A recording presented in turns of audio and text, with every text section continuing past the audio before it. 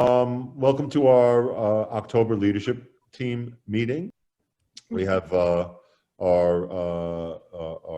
teachers and staff and parents here together, and I have a few things to share. I know Mr. Labella has a few things to share, but we're going to start off with Mr. File, who's our UFT chapter leader and pretty much leadership chairperson, and let him sort of go through our agenda. And as I said, I know Mr. Labella will share a few things with you, and I'll share a few things with you, and then we'll open it up to everyone. Okay, well, welcome, and thank you everyone for coming. Obviously, there's a lot going on, and you know, we have a pretty packed agenda, but I think a lot of people pretty much are up to date, but we'll certainly talk through everything happening. So the first thing on the agenda is the school closing, which, as you know, took place a little more than a week ago, and we are scheduled to open on the 19th, I believe, but 21st. I don't know where. I'm sorry? Not before the 21st. That's the info that we have. Okay, so right. So we're scheduled to open on the 21st. I have no idea if we will be opening. I don't know that anybody does. I think we're going with the statistics, and we're at the mercy of the mayor and the way they want to look at these things. But I believe it goes by having over 3% testing for a certain amount of time and under 3% for a certain amount of time, enabling us to open. That's subject to change. But as of now, we've been all learning remotely. And I got to be honest, I mean, from what I hear from other schools, I think we're doing really, really well. And there's a lot of learning going on. And, you know, I was in classes all week, basically, and they're full. They're just filled with kids. And the kids a lot of them are participating and involved. Not all, some are quiet, but they're there. They're showing up. And when you call on them, they come on and they talk, and I think that's showing up is a really big one. So, Mr. Berman or Vito or anybody, maybe you guys want to chime in on when we're going to open, what you might have heard from people above me. You've pretty much said it all, Mr. File. We have not heard anything, and that's unfortunately going to be a theme of this meeting. If there's anything that we can really sort of tie everything together from this meeting, it's going to be, we don't really have a lot of information, but we'll do the best we can. So no, I don't know if we are going to open on the 21st or not, but I will sort of echo what Mr. File said from what I've seen from the classes that I've been visiting, and that is, I'm really pleased with what I see. I know the children are getting used to and comfortable with this environment. Are they all there yet? No. I don't know that everybody's completely comfortable in this new environment yet, some more than others, but I think we're getting there, and I'm really pleased with what I see so far. And teachers have been working really hard. Kids have been working real hard. I know it's easy for kids to get engaged with other things while they're online. Same thing for adults, they're no different. But we're working hard to keep them focused and keep them together. There are some great activities that I've seen, and I know I talked a little bit with the APs today. We can talk a little bit more later about grades and some of the things that we've seen going on. But Mrs. Siddiqui, do you want to share a little bit about some of the things that you've been seeing as well? Sure. I think the first few weeks we were just, a lot of the teachers were told to make sure that rituals and routines have been set. The students understand the schedule. They understand the links for logging in, problem shooting, all of that, a lot of get to know you activities, and then moving into the content area. So right now they're more or less beginning to give assessments, quizzes, individual and group projects. The teachers are becoming a little bit more comfortable with breakout rooms, and the teachers have developed a 3-week course of professional development that the teachers will be participating in over the next few weeks to be able to increase engagement, assess properly. So even though this is all a learning process for the kids, the students as well, but also for the teachers to become more familiar with the capabilities of technology and how to engage and assess the students properly. So the teachers are at this point attempting new things that they haven't done before, trying to get more comfortable with that, as well as trying to make the students comfortable with each other and getting to know them, which is a huge challenge right now, to be able to make sure that the kids are talking to each other, also speaking to the teacher, getting to express their thoughts and ideas. We're having a hard time, trying to get them to develop some friendships. And these are things that are on our mind that we're trying to work on. But as of now, we believe the majority of the students are understanding their program, understanding and troubleshooting links, and how to appropriately get onto meetings, which was a huge struggle for our 6th graders. And still can be, in order for them to understand which email to use and things like that. So as of now, I think being remote and having the A, B, and C groups combined has been extremely helpful for getting the kids on the same page. We're trying to pay our pipeline. Thank you, and I really appreciate that. That's a great report.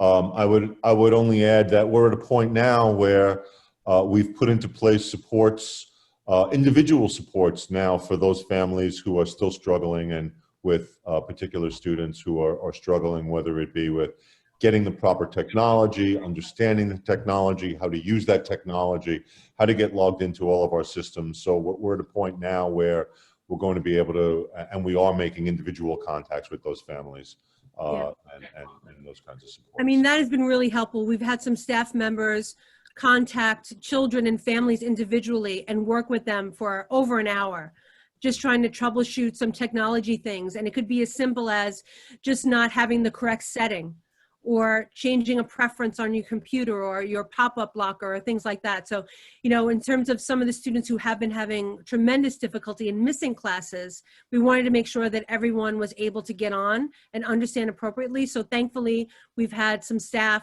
be able to really work one-on-one for over an hour at a time with individual students to get them on. Yeah, and it's working. Siddiqui, Yes. you touched on something, assessments, and that's a concern that parents have expressed, not in this so much as within the CEC. Have all of our kids been assessed to see, especially math and reading, English, where they are right now and what we need, like if there's any backslipping occurred and if things we're doing to address it? Mr. Berman, you want me to talk about the MAP growth assessment? Definitely, please. Okay. Initially in June, we were offered to take a growth assessment offered by the DOE to assess the students. We did sign up for that. It was going to be an online program. It's something that we usually don't do. We usually create our own assessments and give them in the beginning of the year for both ELA and math. So we decided, because of that slip and not knowing where our incoming 6th graders would be, that we would try this assessment. We had a team of teachers troubleshoot and work on this assessment, try it out with a few classes, and with one class, there were 30 individual tech problems that had occurred that the teacher had to troubleshoot. So after a discussion with the staff and that one teacher trying it out with 3 different classes, and the amount of difficulty she had with being able to facilitate that assessment, we felt that at this point, it would take too much time, too much instructional time away. There were too many different devices that the students have that we didn't understand how to troubleshoot those. So right now, the teachers are administering our own ELA and math assessments. Those will be going on next week, Monday, Tuesday, Wednesday, Thursday, and Friday. So we'll get a gauge on where everyone has been. So there'll be a formal assessment for ELA and math beginning next week. At this point, we abandoned the city one because of the amount of technical difficulties. Thank you, ma'am. So will parents be told where their kids are? Normally, we never give here is like in elementary school, your child is in this reading level or not. During parent-teacher conferences, what we'll do is we can talk about strengths and weaknesses that, you know, we've found in terms of an ELA in math, but we usually never do. We never give specifics about a ability level. We talk about strengths and weaknesses. I understand, but it really is a concern. A lot of parents are really worried that their kids are not where they're supposed to be. So parent-teacher conference is when, November? Mm-hmm. Yes. So, okay, so we'll make it a point that teachers will be able to go over where their kids are at the parent-teacher conference, and then they'll be given action items to try to increase their levels. Yes? Absolutely. I mean, the assessment that we'll be giving, I've instructed the ELA teachers, less is more. We want to give them challenging questions that will make them think, make them stop, make them go back to the text, rather than giving them 50 questions that they'll breeze through. So we'll be able to really gauge what their thinking level is, their reading comprehension level, based upon the assessments, as well as for math. Thank you so much. And you mentioned parent-teacher conferences. I want to just touch base on that too, because we did get some direction on that today. As of right now, there won't be any students, if we're open, there won't be any students in attendance that day. It will be a complete remote day, as well as parent-teacher conferences will be also remote. So that was the instruction. Those were the instructions that we got today. That may change between now and the time of the parent-teacher conferences, but this came down from our superintendent today about parent-teacher conferences. So, all right, great. Mr. File, you want to continue with our agenda?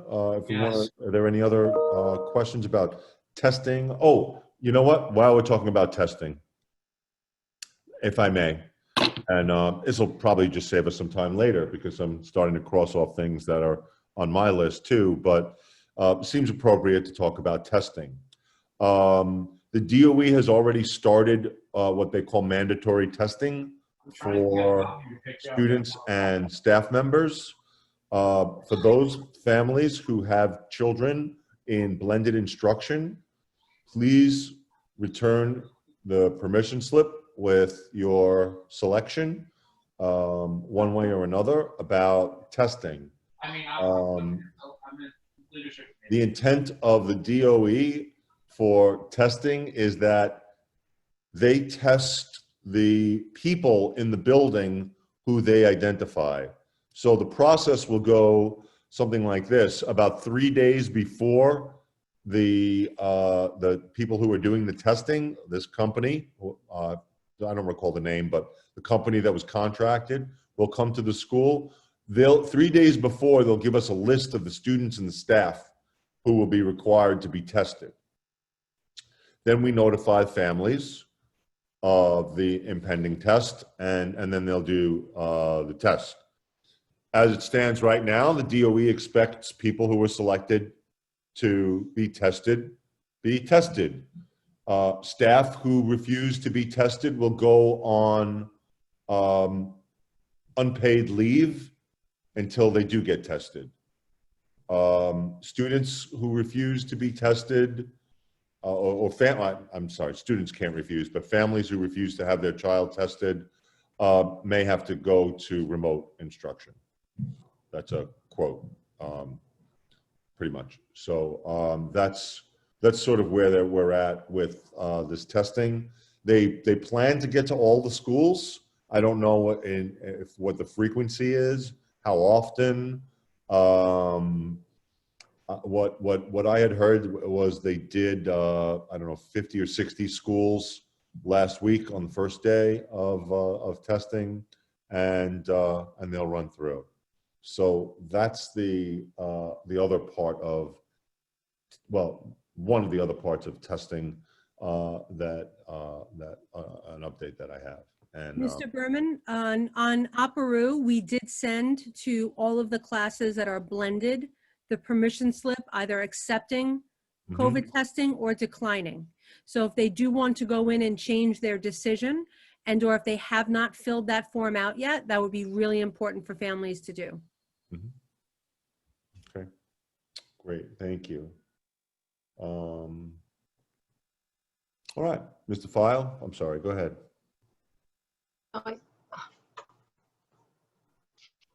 Can I just ask a question Oh, about, yeah. because Sure. the DOE also has I'm sorry, the DOE also has their portal where you do the testing. I guess I'm just wondering, is there a difference between the OPERU form that we fill out for you and just the DOE consent form through their site?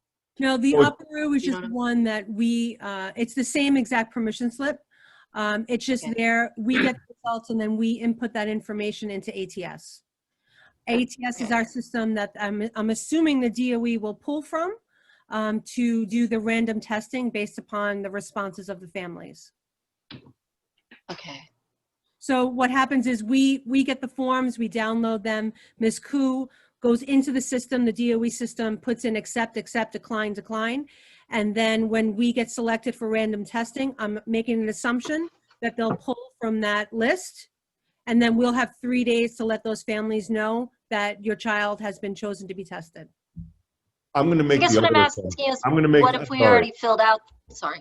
I'm going to make the other assumption and assume that Okay. they're going to really take a random sample and that they may be taking people who did not submit the permission slip. Could So, be. I would fill out both, Effie, just to make sure that your name, that you're covered. So That was my question. yeah, I would fill out both. I'm finding that sometimes the DOE site and their forms are not always, we're not always getting that information. So if you fill it out with us, we can manually put it into the system. So I guess moving on, we'll skip a little in the agenda because Mr. Hederman asked if we could squeeze him in case he needs to leave early to give us a little NIA update. John, are you with us or? Yep, John, can I'm I right just here. can I just ask just a couple of questions on follow up on the testing? sure. So a thing that I'm hearing is parents are freaked out about not being able to be around when their kid's getting tested. So is there any way that parents could come into the school, get tested and go home, or I don't know? No. Unfortunately, children have to get tested in school without the parents. And it's the nasal swab or is it the saliva? They call it a short swab. I don't think it's the one they stick all the way down the back of your throat. And That it's one's not fun. No, it's not. I've had that too. But no, it's not that one. They call it a short swab. Okay. And just the merely declining to give consent does not make you go blended. You mean go remote? Yes, correct. So you don't submit the you don't submit the consent form. You're blended. Just merely failing to submit the consent form doesn't automatically make you blended, or may automatically make you blended. They have to No. actually refuse the No. test. No, absolutely not. No, absolutely not. And, I mean, frankly, I understand both sides of it. I really do. Of consenting, I understand that, and I also understand not consenting. Well, you're better than me. I don't understand not consenting. If you're not consenting, then you could go home. That's the way I look at it. Maybe I'm harsh. Some people don't feel comfortable having, people stick things up their kids' noses. Yeah, that's I can and I can understand that, and I can appreciate that. But at the same time, the decision is yours. And yes, as Mr. File said, you can decide not to do that, but that may also mean that the consequence of that is your child has to do remote instruction. Yeah. Which, by the way, in our school is not terrible. great, actually. Which brings us, well, actually, John, you're the next guy up, right? Sure, if you'd like. Please go ahead. How you doing? So just a couple of updates of things that are running. We have over 200 eighth graders signed up doing SHSAT prep, running 5 days a week now with Miss Ng and Mr. Shiner, and it's going great so far. But one thing I would like to share, and this is from the DOE website, that dates and locations for the high school fairs, specialized high school admissions test, and LaGuardia High School editions will also change. So the dates that were posted as of last week in November have now been taken down, and there are no dates for the exam. So that looks like they'll be pushing it back. And I don't know if, Mr. Berman, if you've heard anything else, if maybe it's going to even be remote or something. I don't know. There's no information I've heard on that. No, but that was on my list for later. We could. I'll talk briefly about it. Okay. But there isn't much Sure. information about it. It's pretty much what you said. Yep. One other thing that I'm pretty excited about is that Mr. Kaplan, our theater teacher, came up with the idea to do a fall play that was actually written to be done via Zoom remotely.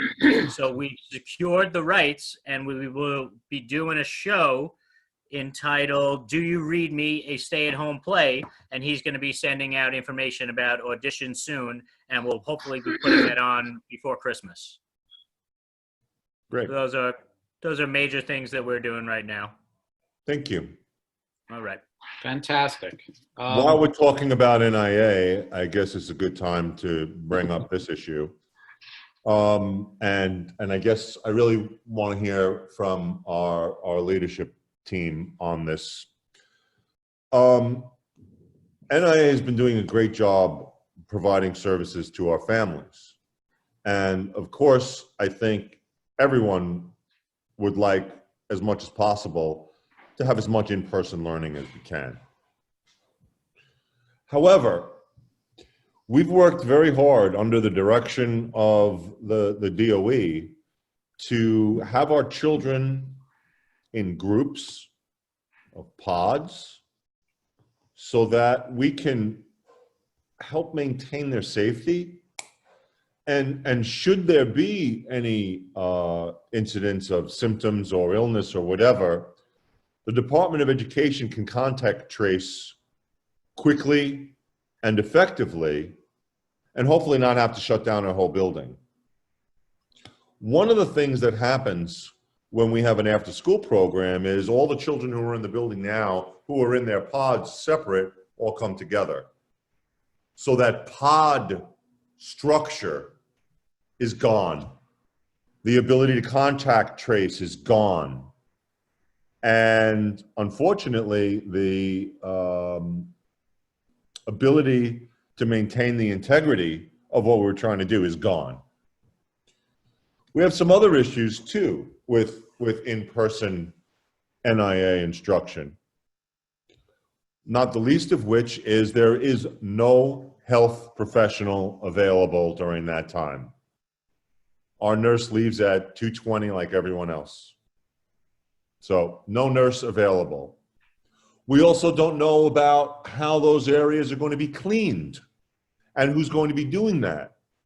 Because our cleaning structure is our cleaning schedule is very regimented. And that's a concern of ours as well. And I've brought these concerns to bear because the Department of Youth and Child Development is insisting, despite the things that I just told you, that our after-school program opens up in person. I'll tell you, I don't understand. I don't understand what we're doing. Why are we putting kids in pods and requiring these? By the way, where is the isolation room for the after-school program? Who are the building response team? Should there be an incident? All of these things. Nobody has any answers to these things. But yet they want us to open as of October 19th, which of course they don't even realize that we're closed until the 21st. So I have a problem with these things. I have a problem opening up our NIA program to in-person instruction.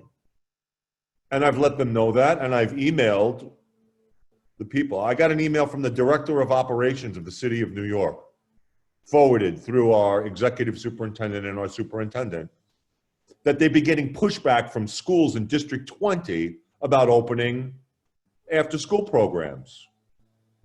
Yeah, they're getting pushback. They're getting pushback from this principal. But I want to know. I want to know from our leadership team. Because maybe I'm wrong. Maybe I'm off base. Maybe I'm not understanding the whole idea of pods and nurses and cleaning and maybe they're right. Maybe between the hours of 8:30 and 2:20, pods are important. But after that, they're not important. And having a nurse and having all of these structures to take care of the children. They're only important till 2:20, not after school. It doesn't make any sense to me at all. I have shared these concerns with the superintendent, and he agrees with me.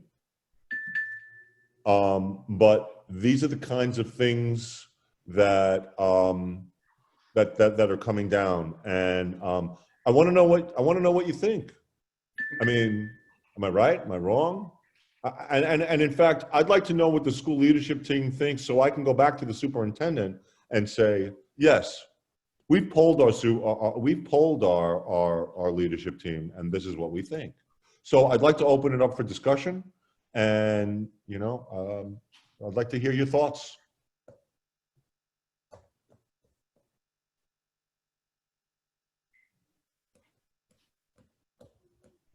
I'll go. I absolutely do agree that it would defeat the whole purpose of having everyone in their cohorts, and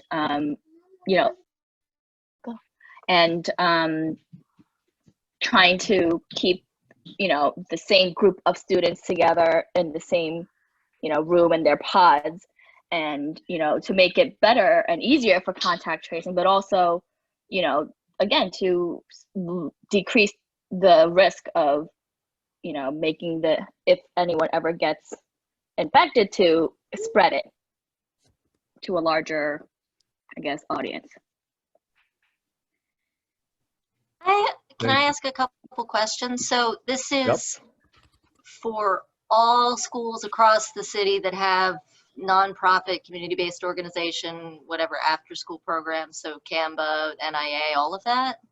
All community-based organizations, yes. So is it because they're not DOE organizations that they're not? I mean, politically, I understand that they're very concerned about parents and families that have childcare problems, right? Isn't that what a lot of this is about? I'm sorry. Well, they've come out with a whole system. I'm not saying I agree with it. I kind of think that doing remote is the better option at this point, but it doesn't fit exactly with the other system, and it's kind of like do the best they can given the circumstances by like keeping kids of all the same grade together and stuff like that. It's like a square and a circle that they're trying to fit together. Right. It's not the best. It's not the best idea. Right. I mean, John, even if we're thinking about how we've set up everything, the students may, we may have 80 to 90 kids in at a time based upon a cohort, but those kids are divided by their classes and separated from the way they entered the building to what stairwells they use, to what floors they're on in the school building. So even if it was say A day and A had all remote learning, those children from 8 a.m. to 2 o'clock have been completely separated into those groups of 9 or 11. And I think that it's true. You're saying that the two just really are not speaking to each other. And we have gone, I think, beyond in our COVID protocols to really ensure that everything is followed specifically to the well-being of the kids and the teachers. And I think that, trying to then create an after-school program without those same protocols, I don't think would be fun for the kids to have to stay in that room again. They were in that room. Definitely, nothing is going to be fun about what they want. I don't think they're concerned. Right. Yeah. Well, think about it. If there's 70 kids or whatever in school, and then how many are going to stay that day? 15? Mm-hmm. So you're going to have 2 kids in a classroom, and then they're going to go into the there would be 1 or 2 classes of students that stay in the same room for 3 hours and basically have 1 or 2 it's not going to be, almost all of our students are at home. To do everything of substance, we need to do it remotely. Right. Yeah, I was sort of communicating with Mr. Berman. It's great that we're asking for input, and I just don't really even know what the other side would be. I mean, I found it a little strange that there's an email sent through people that the schools are pushing back against doing it when it makes no sense whatsoever. I mean, you're talking about Mr. File. It's not a lot of schools. Most of the schools just went ahead and complied. Did it? Yes. Is that Yeah. true, John? I mean, there's programs at a lot of schools, yes, but also a lot of schools have a lot more students there. So I'm wondering if they are not being as rigid in the first place. Well, John, When if that one child, if one person has COVID, we're trying to keep it contained to that one classroom. You mix those classes, that whole school's got to go out. The whole Yep, school. I Can 100% I agree. share right now? I shared with some people before, but 102 just had a positive COVID test. So the protocol is, this is from the letter that I read from the principal. So the one class that was the cohort in that one class in close contacts, they have to stay home for the 2 weeks, but the whole school was closed down for 24 hours. Now, just what everybody's saying, so we have now one kid who tests positive in an after-school program. Now then, that means that every single person in that cohort goes to their classroom, so that every single kid in those classes all Yes, have to close down. Right. and stay Every home. class in the building from that day. yes. That's it. Right. And again, it connects to the frustration that we all feel about the city's utter incompetence and not sort of recognizing we would be idiots to, voluntarily go for an after-school program with the amount of kids that we have that are even in the school. On any given day, it's about 80, and I'd imagine it'll be even less. And then, I mean, it just makes no sense whatsoever. So to get an email like that is frustrating. And while I would, like Mr. Berman was asking for input, and I guess we're open to input, but I sort of feel like, I don't know, it's eye rolling, like more stupidity. And all the schools are different, which is one of the big problems in New York City. I think what John was saying is there are some schools that have much, much higher in-person enrollments. And in that case, you have different considerations. Here you could have hundreds and hundreds and hundreds of kids who may need a place to go. How do you do that? Probably just as difficult, but in our situation, it really makes no sense at all. Well, in addition to the people lining up outside that the kids would have to then be dismissed in front of, so it just creates an unhealthy situation all around. Yep. So anyway, that's it. But NIA is doing a nice job with remote, and I guess we'll keep up to date on that, Mr. Berman. Well, I mean, I would like, if you are a leadership team member, I would like you, if you can please, if you go into the chat, please just respond whether you approve. Hold on. Let's see. Do you approve of opening after school NIA in person? And how do you suggest we go about doing it safely? No, I just want to know. You can just say yes or no. All right, maybe I If could. you're a leadership team member, you can just reply at this point. Yes or no? Yes or no. Okay. And Mr. Berman, you could play around and maybe you could do a poll, and this way we get some practice. Or maybe Winnie can do a poll. Okay, I don't see that option for me. But Winnie, maybe I think, Winnie could do can. it. I think, yeah. All right. That well, we let's need see. to Go do ahead, that Amy. for our election, so that would help us. Oh, look at Amy writing in full sentences. You're making us look bad. You're making us look bad over here. Is there anything else, Mr. Berman, that we could do? I mean, who should we, if we were to write an email, or if I were to get together the parents and get a petition, who would we send it to? That would go to the superintendent. Okay. So, That's some of the information, Vito, that we've been telling them is that the community, the amount of students that are attending school, it's not really a community need at this point.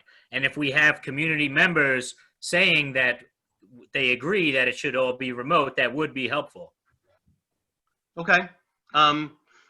What's So the how do we do time the frame? We're poll? good to the 21st. It's something I'll bring up at the PTO meeting, and we'll see what we have. We have until the 21st, so that's actually Okay. perfect. You guys want to move forward to? Can I just ask a quick question? Do you have students who are currently hybrid students, like come in for in-person, and then go home to participate in NIA?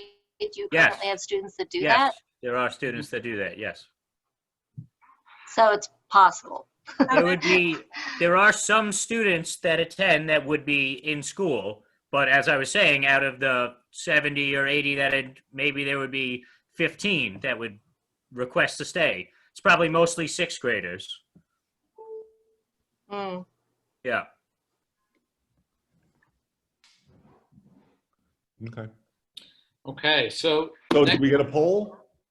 oh wait, I'm working on that right now. I didn't Okay. answer. Hold on, Winnie. Is it giving you sorry. problems, Winnie? Can I just ask what, No, so I just have basically to- what you're asking for is an exception for McAuliffe in particular, because I'm of the really not situation, asking there for- aren't as many students. I guess you Okay. could say I'm asking for an exception. That would be putting it nicely. Yeah. That would be putting it Okay. nicely. I'm I basically mean, it does seem telling stupid them, because, yeah, no, I'm basically telling them, no, I am not going to open the program. And if you are going to, basically, here's what I'm going to tell them. No, we do not approve the opening of this program. However, they can just say, well, we're going to open it anyway. In which case, I am not going to. I'm not going to have our staff involved with it. I'm just not. I'm not going to put us in that position. And I'm going to let you know. And then I'm not really sure what's going to happen at that point. But I will let them know that I'm just going to. I mean, you know, we provide the supervision for that program. We make sure that, you know, the support is there when it's needed. I'm not going to do that. I'm not going to support an opening of a program that is going to be detrimental to our community. Mr. Berman, Benson is in the waiting room. Oh, Okay. we got it. All right. Okay, I got the poll. Let me try to see if it works. All right. All right, nice to do polls. All right, Launch poll. Okay. Yes. It says SLT members only. Do you? So it won't show us our names, but it will just give us a number of who voted which, yes or no. Great. Okay. How do you vote, though? You just click it? Oh, I think we voted already. I don't know if I did. I don't know if we can. Results. I see the I don't results. think- I don't see how to vote. I don't Oh, think we so can as host- the Host The and host. co-host can't vote. Oh, okay. I think you so know you'll how just I have to vote anyway.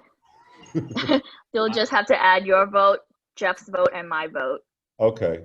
Okay. All right. So that would be 13 people altogether? Is that who we have? Is that how many we So have? 12 to 1. I'm going to vote just to be different. No, I'm just kidding. Jeff? Just to keep you honest. 1, 2, 3, 4. Winnie, There's 14 members here today. So, oh, good. So it's 12, and then the three of us, that would be 15. Is that right? Yes, that would be right. 15 plus me. Did someone, wait, did I say 15 people? 15 Yeah. or 14? I thought it was 14. All But the right. 12 and the 3 who can't vote is 15. There's only 14 members present unless Kathy came in, I did not know. Okay. Kathy Tan? All right. All right, good. This is perfect. More to come. I'll keep you updated. I did send the email to the superintendent. Like I said, asking for a response to the concerns that I shared with you. And I'm still listening to the crickets. Nobody's responded. And as far as I'm concerned, we're going to continue with our remote NIA. Super. What else do we have on our agenda, Mr. File, as we're moving along? Okay, so the next thing on the agenda was programming adjustments. So basically, we were able to seamlessly make that jump from having the blended classes to an all remote school. I'm very curious to see what the blended kids and families feel about being in an all blended program as opposed to the way an all remote program as opposed to the way they had it. And I'm somewhat wondering if some kids now decide to jump ship and go all remote. And believe me, I love the idea of being in person in school. I'm just not 100% sure that it makes a whole lot of sense in the way it's laid out by the DOE and the amount of kids that we have remote and just, for a variety of reasons. So I'm curious to see if other people have that feeling when they experience this all remote program as well. again, either way is fine. We'll deal with and work with whatever choices people make. But I think we made a really, really fast and easy move, and our program was really flexible. Okay. No perfect solutions, only trade-offs. You're right, Wink. I agree. Listen, I love the idea of having kids in school. My kids go to school every other day. I think it's good, but it's a different school district, a different amount, just it's a whole different layout. So, but I think that we did a great job in sort of seamlessly adjusting really, really quickly. So, and please, you guys know better than us. Any feedback? Everything okay? Parents? Students? Audience members? Some feedback that I saw just from, and heard from some families, we're remote, so we don't have, this issue, but blended families complain that their kids don't have any time to eat and not having that lunch period and having to do PE or activities. And so that's just some of the feedback that I don't, I know that it's tough, but that's what some families are concerned about. Yeah, we did address that. I did address that with the teachers, and hopefully that we have a big improvement in that. I let the teachers know that they really should be giving the children, time during that period, even up to 20 minutes or half the period. Leave the children alone. The city has directed them to do an instructional lunch, but I understand that children feel like if they're eating, it's disrespectful, they're not engaged, they're not able.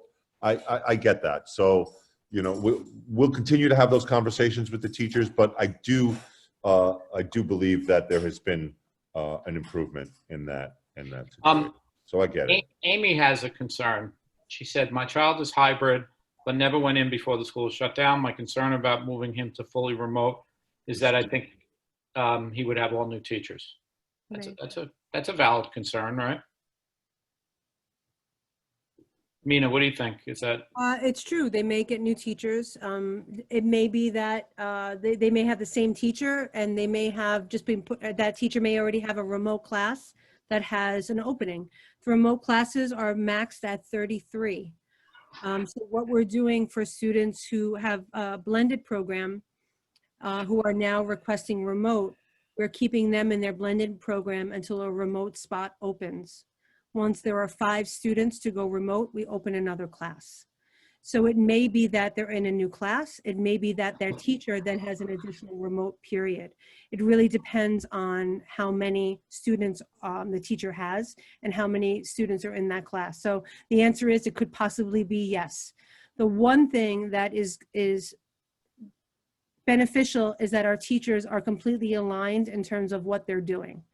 So the ELA and math teachers are all on the same topics. The science teacher as well is on the same topic. So pretty much curriculums are really seamless. So that transition may not be that difficult in terms of the workload, but it will be getting to know new teachers again, unfortunately.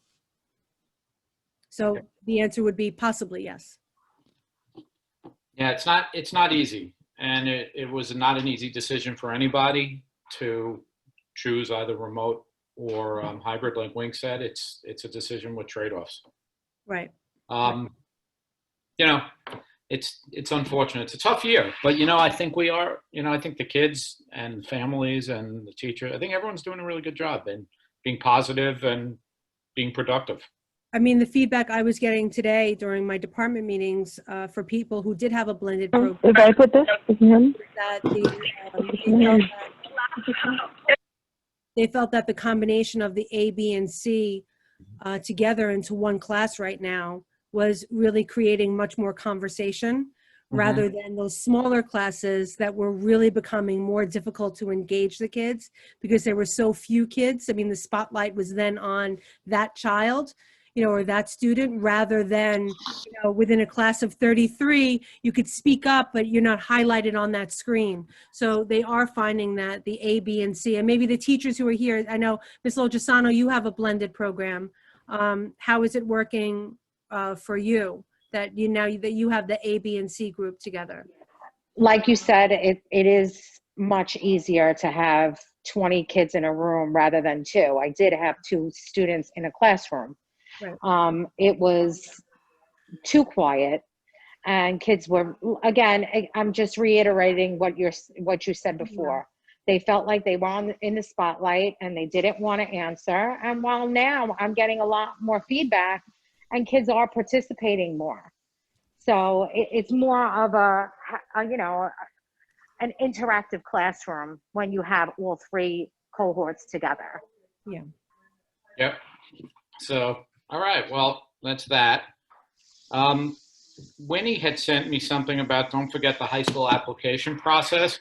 Winnie, do you want to chime in on that? I don't know much about that. A parent asked to kind of, speak about that. I mean, I honestly don't. I know that Miss I can speak to that. D. Okay, yeah, because Miss D did put an update on the 8th grade Google Classroom that once she gets more information on it, that she would let families and students know. Excuse me, this is my Michael Mulgrew call, but I'm listening also. Sure. So as far as high school applications, the only thing that they've done, as Mr. Hederman mentioned earlier, is canceled things. They've canceled the date, the deadline for auditions. They've canceled the date for specialized high school, and they've canceled the date for the opening of high school admissions. So while 8th graders will eventually get a code so that they can register for the specialized high school exam and use that code also for their main high school application, those codes are not going to be released until sometime later in the fall. There is nothing about the specialized high school exam. There is nothing about the procedure. There's nothing about high schools.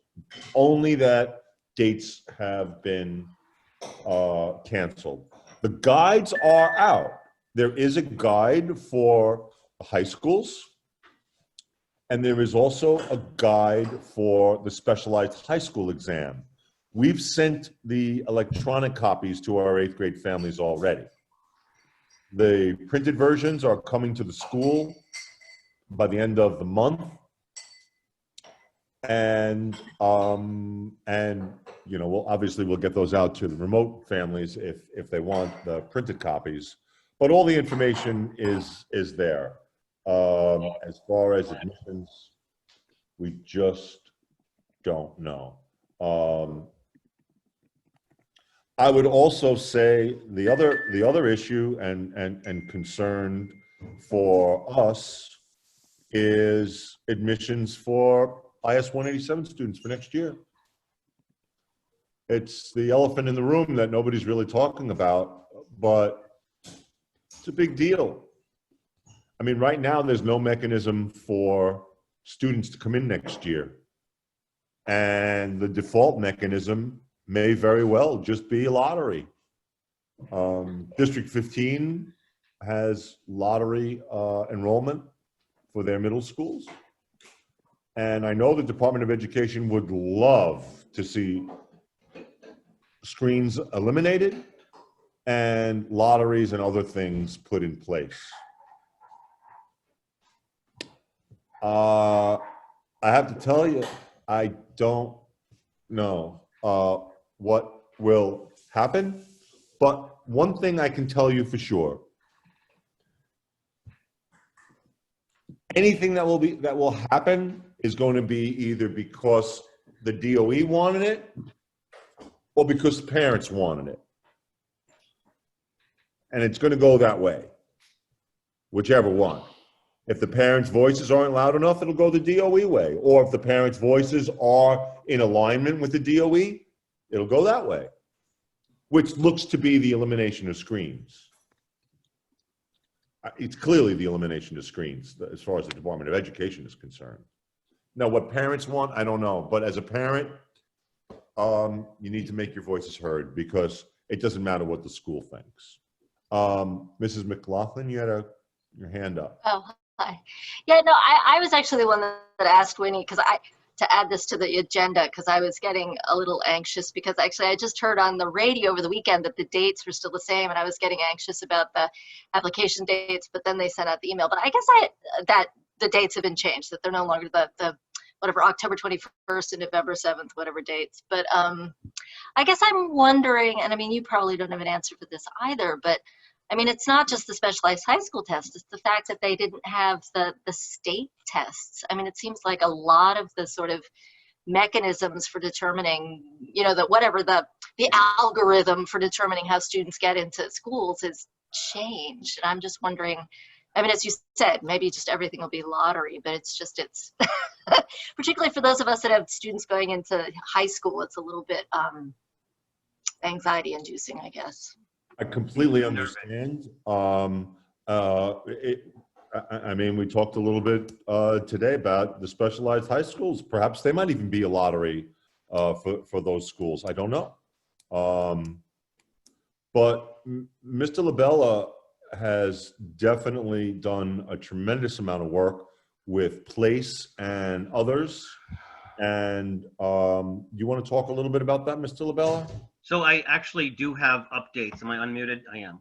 I actually do have a relevant update. This is hot off the press. Adrienne Austin, she's a big muckety muck in the DOE.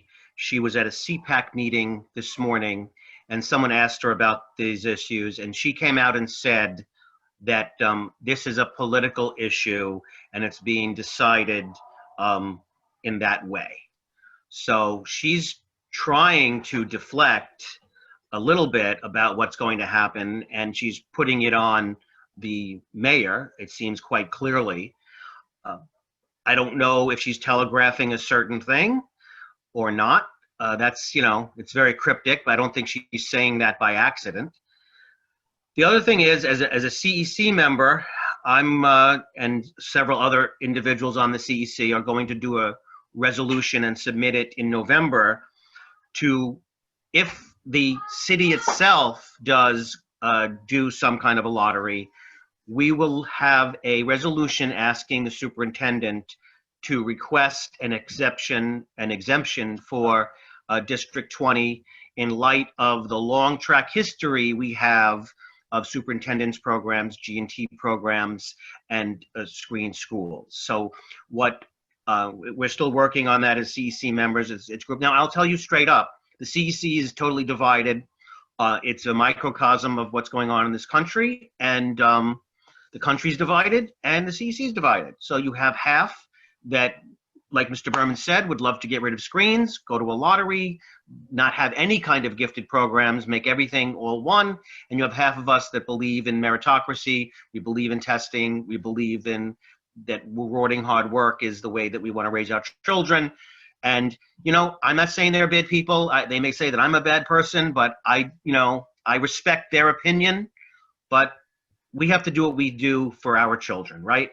So what we're thinking of as a CEC is going with third grade test scores, recommending third grade test scores, and recommending the second marking period of fourth grade. And with the same thing, so it's, it would be sixth grade test scores and the second marking period of seventh grade for the high schools, right? So that's what we'd recommend in an acknowledgement and a concession to a real equity issue. I don't believe personally, and I can see the point where attendance and lateness is discriminatory, right? I mean, if a kid is competitive and he's got a lot of latenesses and absences and he still does well in his state test and his grades, heck, maybe he should get 10 points and not have 10 points taken away. So that's where I'm with that, right? I mean, if they have something going on in their life that they're absent or that they're late, they're trying to overcome obstacles. And I can understand, and I've been saying that even before this became an equity issue, I felt that way, right? So I would love to go with just those two metrics and hopefully we get a resolution. I don't know if that resolution is going to pass because there's only 5 of us that are going to support it, and you need 6 to get anything done. But again, that's something that we could do even if it's not passed. We as a community, and there are, I think, a lot of communities within District 20 that feel they want to do that. So we may be going around the CEC and we may be going to either petitions, going to approach Mr. O'Brien personally and his boss to see if we could get it done. But I mean, listen, unfortunately, I think our parents are too nice, right? Who's willing to get arrested, right? Who's willing to occupy a Tweed to get our point across? It seems like that's the way things get done in this city now, is you have to get that kind of level of disruption to get your voice heard. And I don't think parents of Krista McAuliffe and talented parents are going to go there, right? I don't see that. I nominate you, Vito. What? I nominate you. I'll do it. You give me 1,000 people, I'll be the first one. Vito's going to handcuff himself to the door. Vito's going to handcuff himself to Kwanzaa's leg. Yeah, go Vito. That's what the beard is about. Yeah. Yeah. The Going disguise. rogue. I don't know it's you. All right. So that's my update on that. It's not great news, but you know, I'm out there working the best I can. All right, Just thank you, understand Vito. that losing the ability to screen the students changes the landscape of Krista McAuliffe. Not necessarily better or worse, just very different landscape. What else? All right. go ahead, Next on the list is technology safety issues. So I think we've been doing pretty well with that. There have been a few cases. I don't know if Mr. Berman sent the letter home. We were working on that. The email to parents. By the way, hopefully parents, and you can confirm for me, you got a text from the school. Did anyone receive a text today? About that? Yes, about that or about anything. Okay. Yep. Everyone seems to have gotten it. I'm seeing a lot of yeses. Okay, great. Oh, good. Glad Yeah. that- So basically, you know, I've heard worse things in other schools, but we've had a couple of small incidents where uninvited intruders came into one of our or a couple of our classes, and it made some inappropriate, offensive comments, either in writing in the chat or verbally, very fast, in and out, boom. We haven't identified who did that. My best guess is that one of our students, shared the link with someone, and they were being, you know, immature, and they did that. So, you know, we are encouraging parents to talk to their kids about that. Don't share the links. It's a safety issue. It's a security issue. Just like Mr. Berman didn't want people sitting in this meeting. We don't know who's there. We don't want people in our classes. You know, we even ask parents if possible. I mean, it's a little different to give your kids the space, but certainly we don't want people we don't know there. There could be an adult in there. That's not even part of our school. Not good. And then, you know, I think we all read the newspaper that in another school, they really put some inappropriate stuff up there that we wouldn't want our kids to see. So this is just a sign of the times, just another issue that we're focusing on, just like every other school all over the country that's dealing with this remote learning. And I think the letter asked us all to do our part and tell our kids to take it seriously. That's it, right, Mr. Berman? Anything? Mina? No, Parents? pretty much got No, it. you know, it is a little scary. I mean, even today going into classes, you know, the teacher was a little startled, you know, when I came in, because they're also on heightened alert. They want to make sure that they keep the kids safe. Did they ask you for ID, Ms. They T? did. Actually, the kids saw me before the teacher did, and they all said hello in the chat. So How do we know it's really you? Yeah, they're like, hi. So, yep. You have to scream ABL, baby. I and then they'll know. APL, baby. Yes. Okay, on to the next. Social emotional focus. I think that we continue to do that. I know that we've been paying attention to kids who don't show up to class, contacting them, finding out what's going on, kids in class. I know the class that I went into, I asked for kids, how are you doing? How do you like this? You know, how are you adjusting? You know, I think constantly making sure that kids are learning, not tuning out. You know, one of the parents wrote in the chat in a lighthearted way, if only their kid would go outside.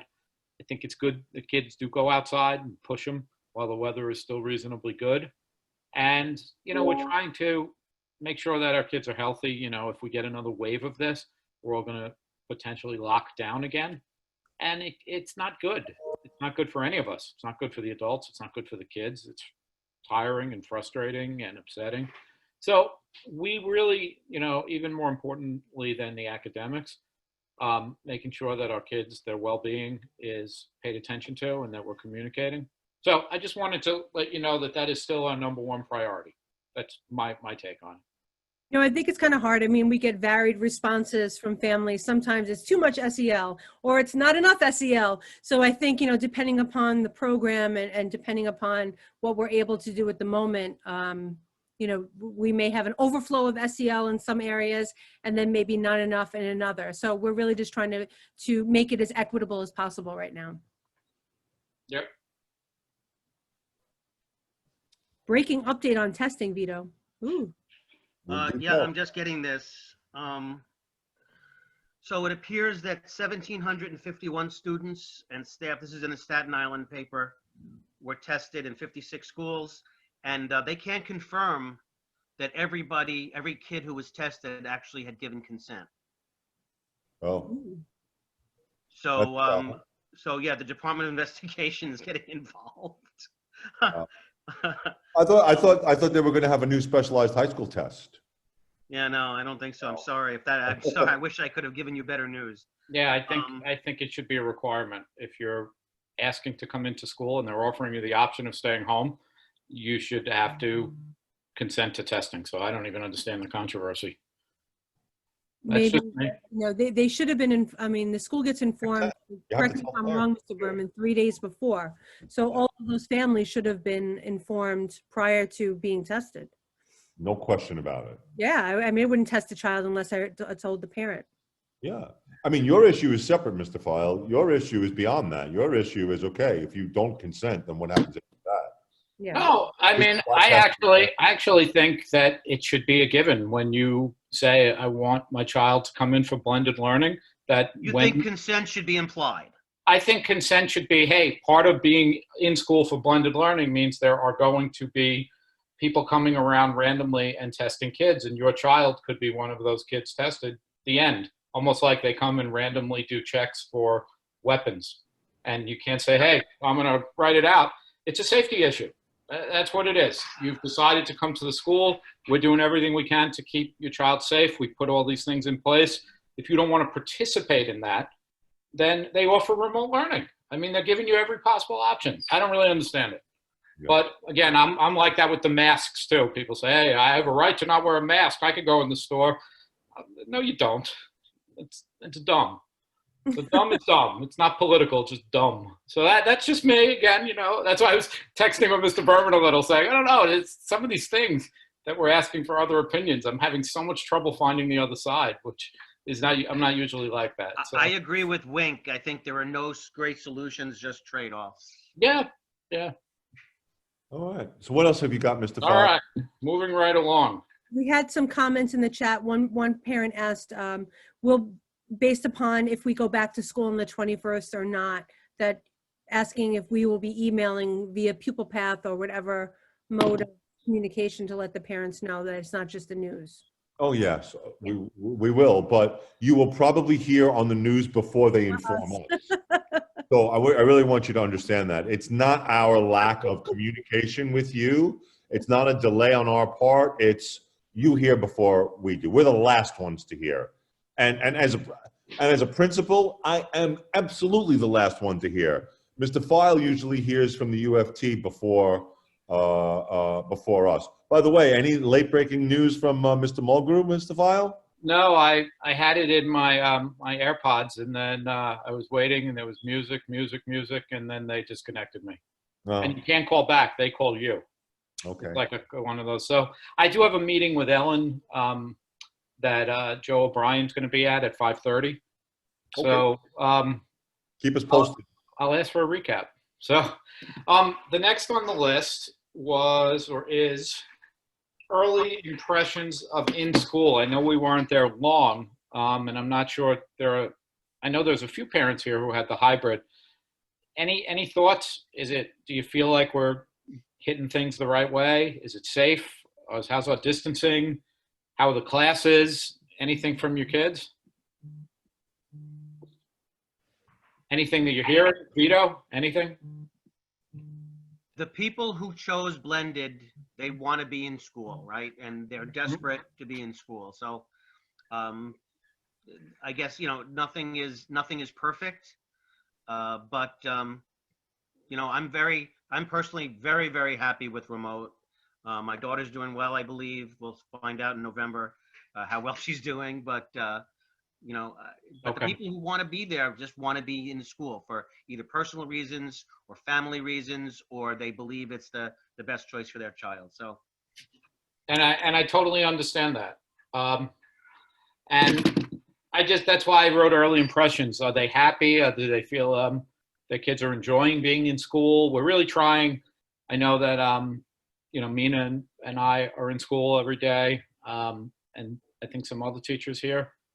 Joycey maybe isn't. Are you in school, Joycey? Yes. We've only been there a few days, so I don't know. Yeah. Mercy, Tina. People are going home. Tina, We finally kind of got into the rhythm, and then school ended. So, we finally were able to get the kids in faster, figure out different ways to take temperature, give out breakfast and lunch. Yeah. We were getting into a rhythm that I think was working well, so that nothing was delayed. First period wasn't delayed, and they were able to get into that. So hopefully, if and when we do go back, we'll probably be a little shaky the first day or two, getting all those batteries charged, Mr. File, and make sure we get in as fast as possible. Yeah. The only thing is, inclement weather. It did rain one day, and I know kids were cold, and I was cold. I think just reminding families that when we do go back, it will be cold, and they will be waiting outside until we're able to bring them in safely.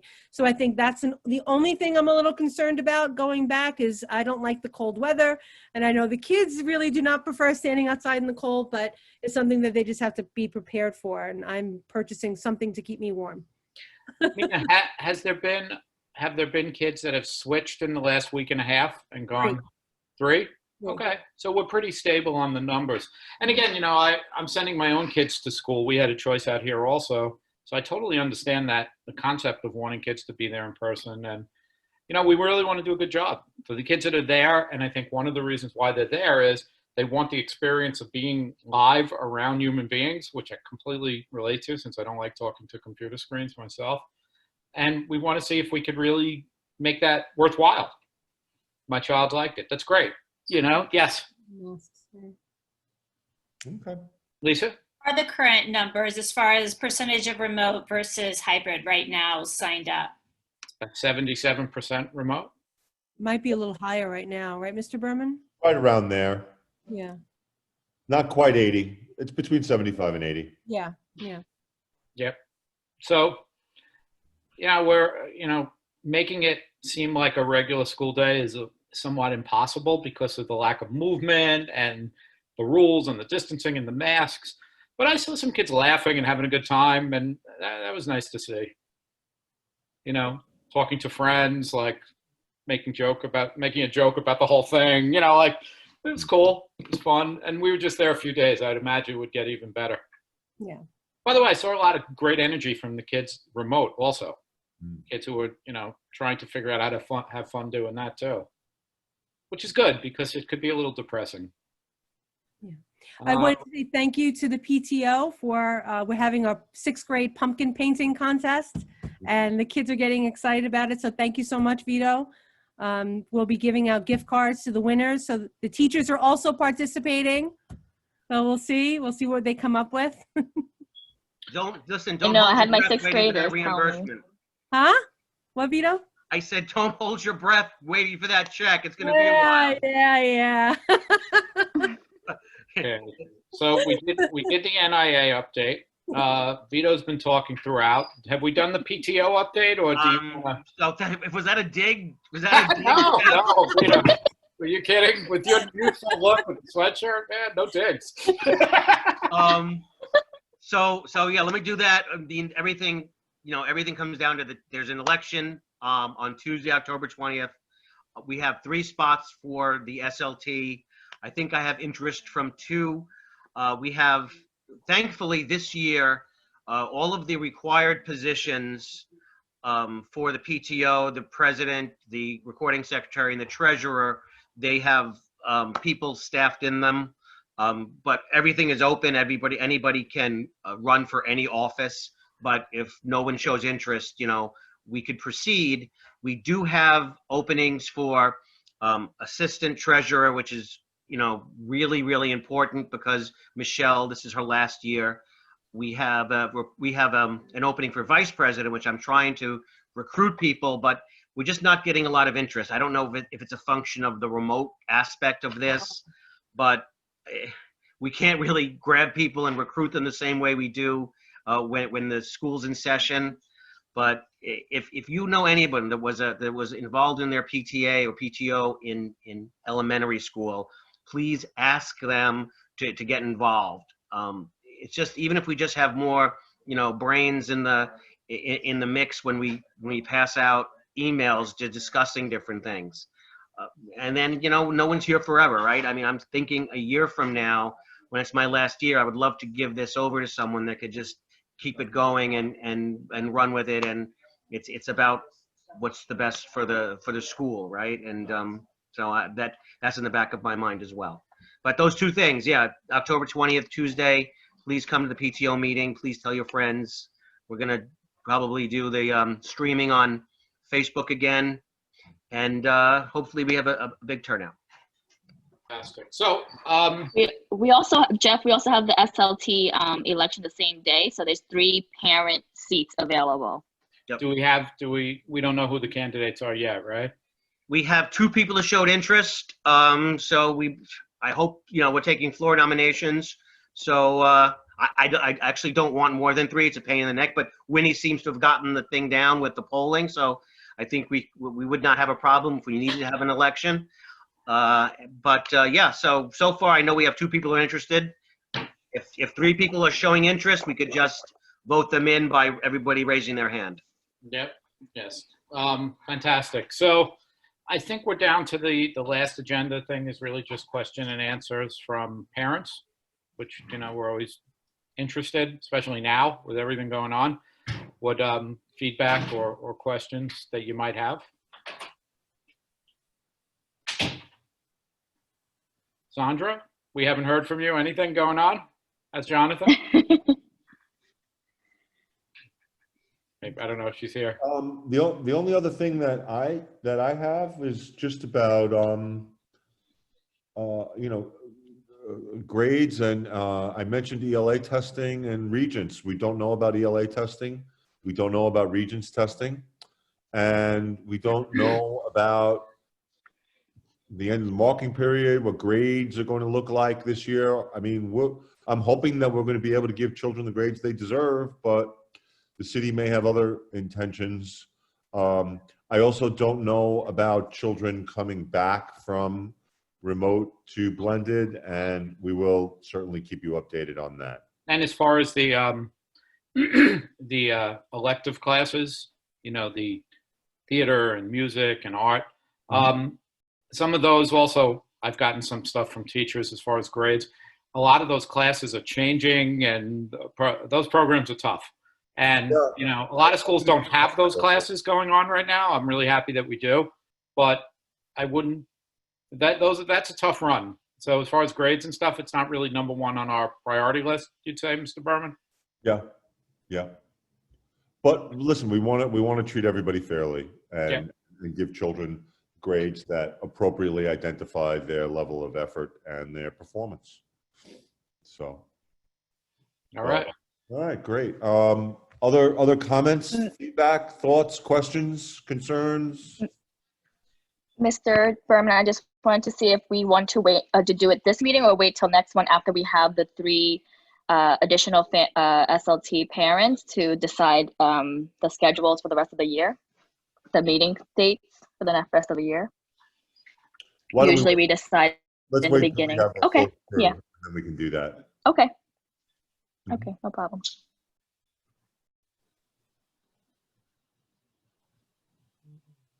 Yes, Ms. Hinchell. I'm sorry, this is my, Something else that I'm hearing from parents is kids getting really stressed out when their camera doesn't work, their internet doesn't work, and an idea that I just was wondering if maybe the school sends something out. Like, I'm sure every single teacher has said, like, if this happens, this is what you do.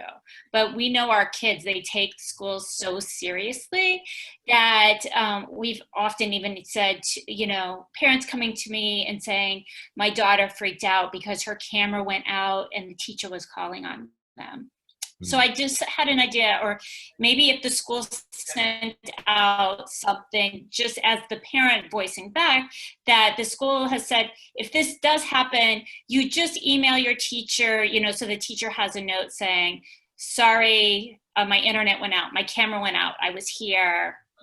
I don't know how many families are experiencing this, but I know that in a lot of neighborhoods, the internet is shoddy. So kids are getting kicked out of class. Yeah, and absolutely, we'll certainly do that. But I think the other thing that's happening with a lot of the teachers is they're basically having the children keep the cameras and the microphones off until they need to participate. So much like this meeting, most of you have your cameras off. What winds up happening is when you have 30 cameras on at a time, no matter what, you know, your network speed is. And interestingly enough, I'm finding that people are saying that they were having better luck at school than they were at home, which is mind-boggling. But okay, you know, I guess I don't really know how networks work, but so they've been working to adapt to these issues as well. So we definitely know that sometimes kids are having trouble, you know, getting on, and I'll certainly have our teachers know that they need to make sure the kids know what the procedure is if they can't get on, for sure.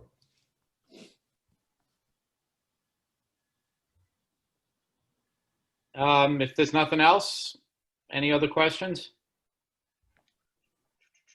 So Winnie, will you please send me the downloadable link, and I will put it together and I will get it on our Facebook page and Yep.